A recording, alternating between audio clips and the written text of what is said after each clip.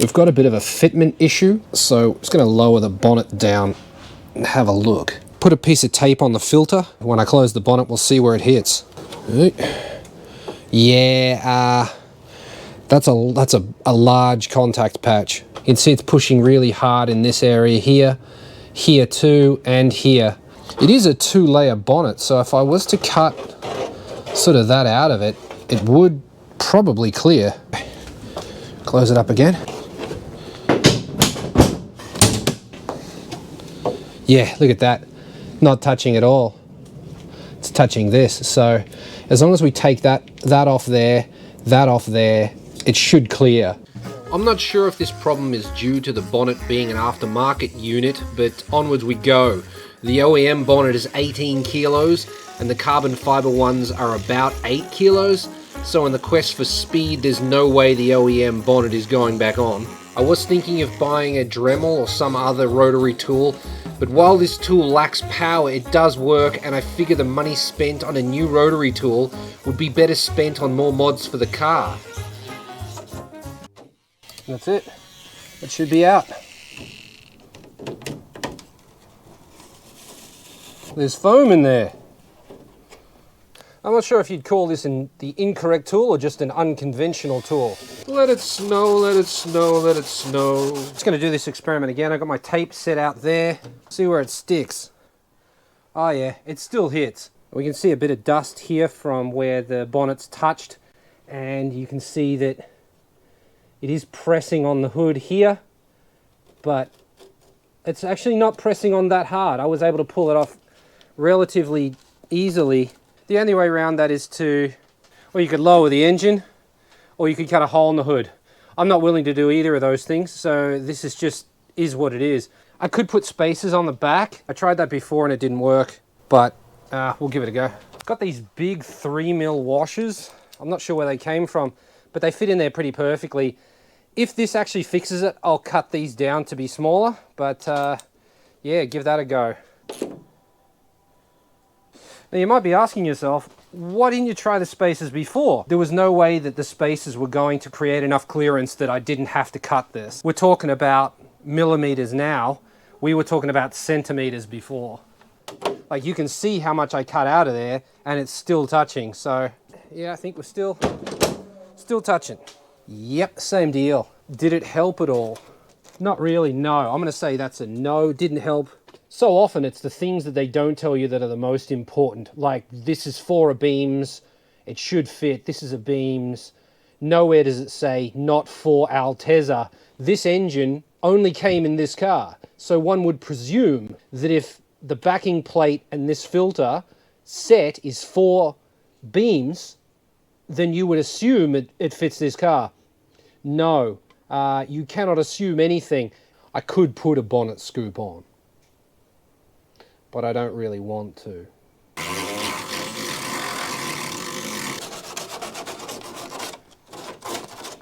I have a feeling it might be touching back here as well. So we're just gonna test. Where's it stuck? Oh yeah, here. I thought I'd get some glue and then just press this in here to hold it up out of the way of my filter. It doesn't matter if this doesn't hold forever. I just want to see. Bit of super glue. Looks to have stuck. Ah, son of a bitch. Round 2 with super glue. Round 2 electric boogaloo. Round 2 electric super glue. Uh-oh, I think I just let go, didn't it? Yep, sure did. Super glue kind of works. Kind of doesn't too. Maybe not. So I asked online and they recommended none of these, but this is all I could buy. So the first thing to do is get some sandpaper. This is 80 grit, I think. Just going to scuff the inside here. I don't want to start up the air compressor just to do this, so I'm going to use this air duster. I've got some acetone on a rag.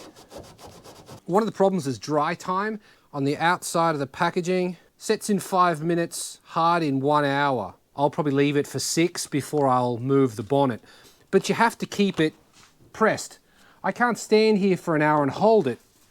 So I've got this extendable baton. I'm just going to wedge in here next to the radiator and then adjust it to be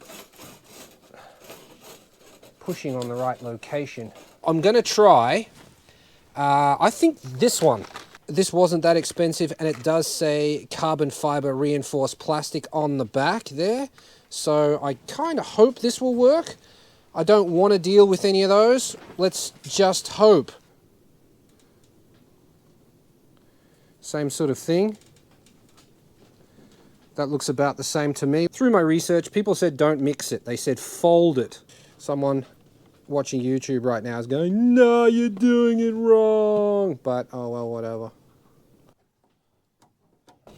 So if I press it, you can see where it's like how much glue is contacting.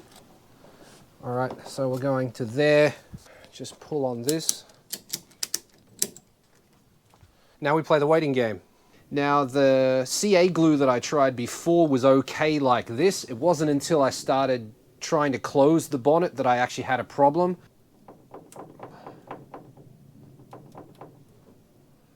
Looks okay. Still kind of tacky. I don't want it on my filter. Plastic bag, like that, and we should be able to close. Yeah. Oh, oh, it popped. Damn it. Yeah, popped off. Well, that's disappointing. I wonder, was it time? Couldn't handle the stress of it. So that's failure for that glue. Oh well, try again tomorrow. 80 grit sandpaper in here. Clean it up with some acetone. Next up, I'm going to try this JB weld. This is a lot thicker than the other stuff. Just leave that for however many hours we can. Put this tape on here, wrap it around there, and then back over to here. And that's just so that the stick can't accidentally fall away. You know, they say that necessity is the mother of invention. Well, I needed a giant clothes peg for this, so I made one. In this design, the block holds the two arms open more than needed on the back end, and the clamp pulls the other end closed. About 26 hours later, I checked on the JB weld and found that it could withstand the wiggling that made the superglue fail, but the slightest tug on it made it let go. That'd be fine for a show car, but not good enough for a track car. So we're back to square one. It was at this point I decided to simulate daily life of an Altezza in an attempt to see how much the filter would touch under extreme circumstances. Here we have an average wanker leaning on your car, possibly giving you a quote for something he doesn't know how to do. And then we have the classic, oh, I'm a model on Instagram. Because the glue didn't work, I'm going to try and cut some more out of this to gain some more clearance.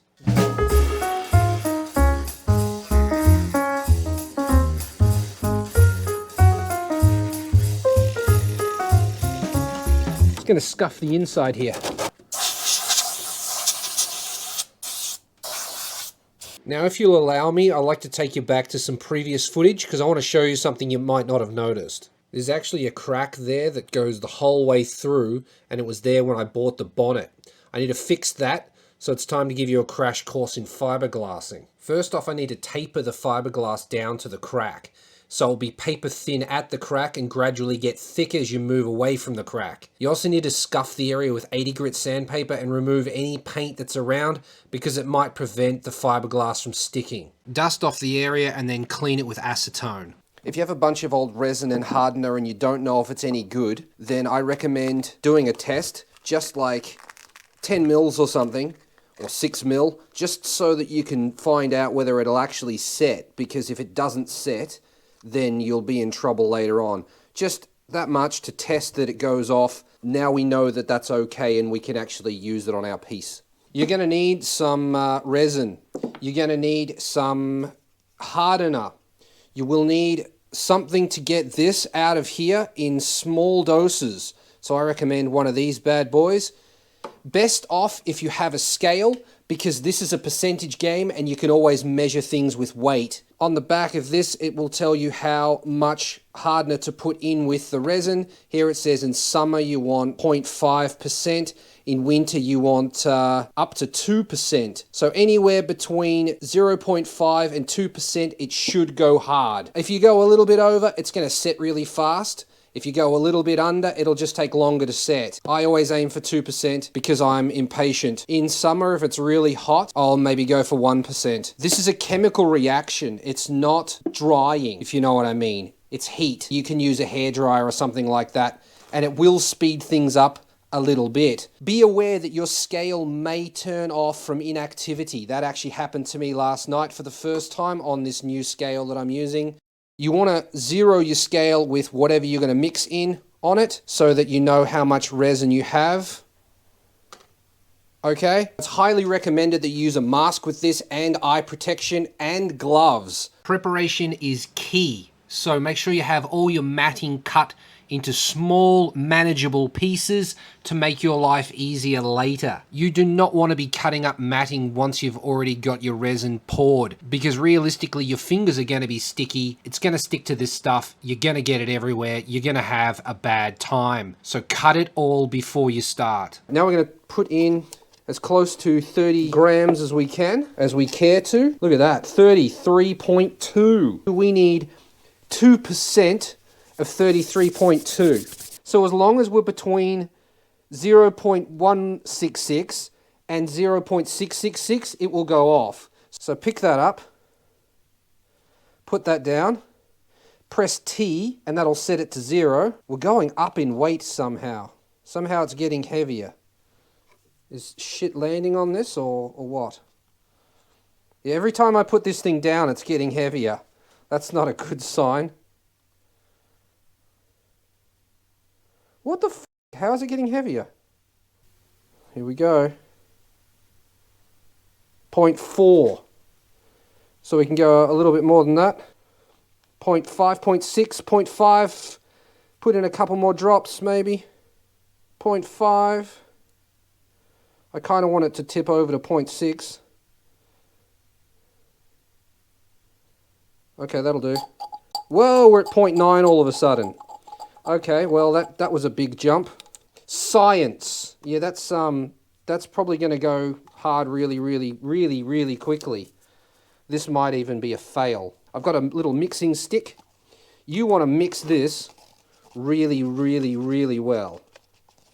If you don't, you'll have parts that go hard and parts that stay soft. Or parts that turn to jelly and never get hard. We need the brush, we need all of our mesh. This is where we're at. I've filled up the gap with fiberglass and put tape across it so that it can't fall down. Now I'm going to close the bonnet onto this plastic, and that will help it create the shape that it needs. If I don't do this now, it could set with a hump in it and then it won't seal along there. So I actually have to do this. Goodbye. We'll find out if this actually goes off tomorrow. Peel this tape off.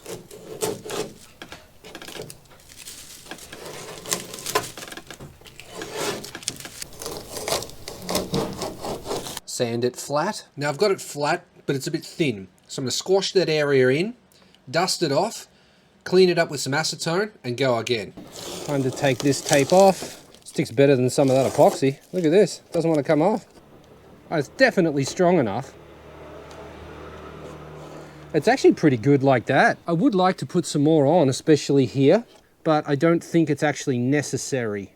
I think if I put one more piece of fiberglass in this area here and a bunch there and then tape it, when I press it down, it'll squeeze out the areas where I don't need the fiberglass. Then I just sand it flat and it'll be done. Put a decent amount. I've got a bit of a hole happening here. Need to remedy. I want this piece here. I want that bit there.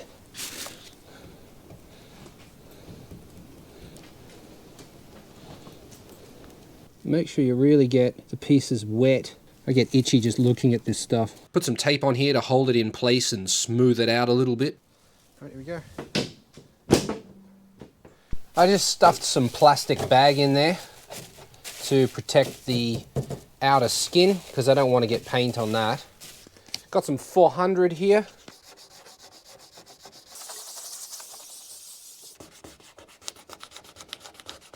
Now I'm just cleaning the area with some silicone off, it's called, just to get all the dust and shit off, and some of the paint probably. Going with the old chassis black, not sure if it's the right colour. The price is right. Protect the windscreen from overspray.